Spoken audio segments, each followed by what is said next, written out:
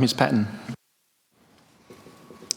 Thank you, Acting President. And I'll rise to make just a fairly short contribution to this bill, which is a very broad and wide-ranging bill. But I did just want to touch on just some of the points that were made by Mr Jepp and also Mr Grimley at the beginning. The road toll in Victoria, as Mr Jepp quite rightly said, is one of the leading causes of death. The road toll in 2019 was 242. But I just think it's worth us remembering that the toll from overdoses far exceeds that. The toll from accidental drug overdoses in Victoria now sits at nearly 400. Now this is something that we often forget. We talk about towards zero on the road toll, and I think that's an absolutely admirable goal. But what we don't talk about is the people who die from accidental overdoses and the stigma that surrounds this. And it just to a little aside, when Mr Grimley was speaking about drug testing on the roads, and one of the passions that I've had here is around how I can advocate for medicinal cannabis patients. Now, there's a connection here, because we know that many of those medicinal cannabis patients are taking this to avoid using some of those incredibly strong opioids that do lead to accidental overdoses. So the more that we try and exclude and try and put up barriers to people using medicinal cannabis, the more likely we are to not help in reducing the drug overdose toll in Victoria, which sadly continues to rise.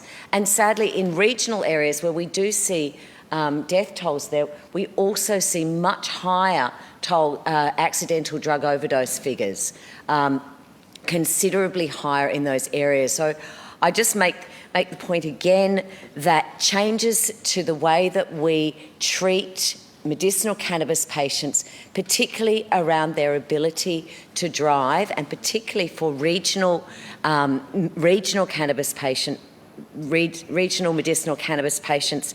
I think it's still very important that we recognise that not only should they have the same rights as any other patient if they are not impaired to drive, but also that it can have the added benefit of reducing the number of people and patients in Victoria who are taking strong opioids that are causing more people in Victoria to die from those drugs and those overdoses than they die on our roads.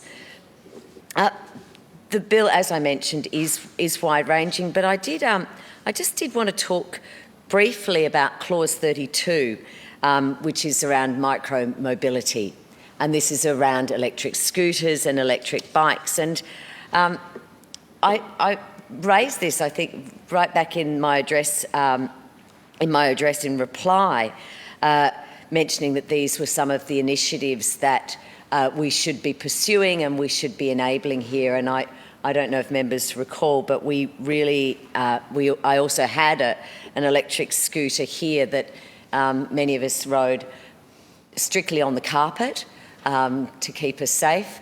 But technically, an electric scooter requires you to wear a motorcycle helmet currently.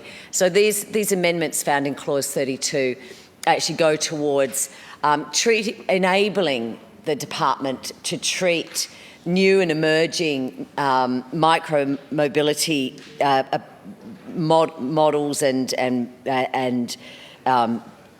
vehicles like electric scooters, like electric skateboards, like electric bikes, differently to other vehicles, and it enables them to get these regulated and to get people on the road using them, because we know that they don't fit comfortably in motor vehicles, and we find this often with legislation.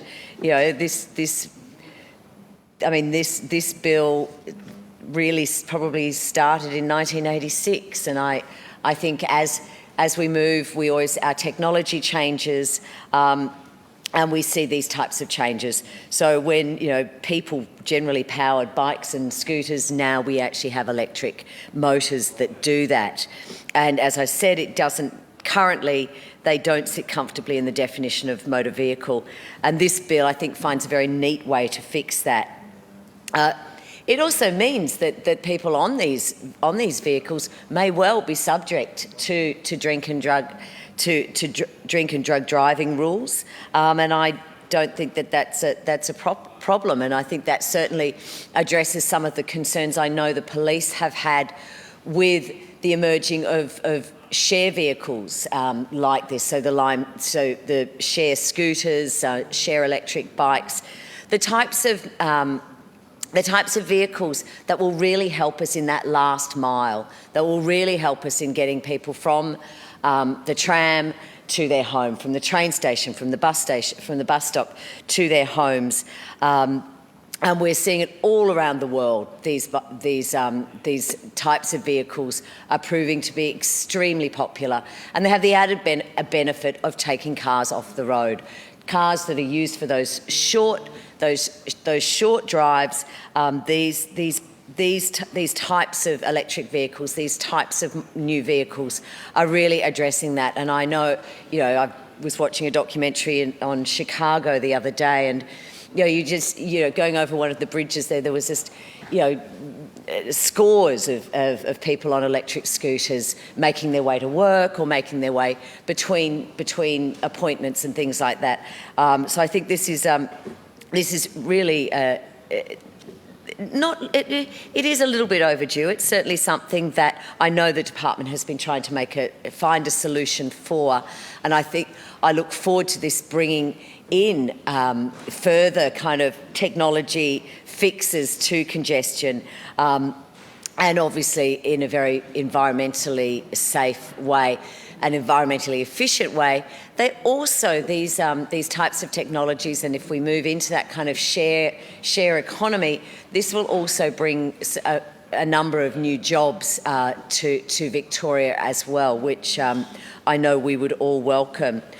So I was very pleased to see that in the bill, and I know for some people it's a small thing, but anything that we can do to reduce that congestion and increase people's accessibility to public transport, increase people's ability to get out and about without using a car, is surely a very good thing. So on that note, I'll commend the bill.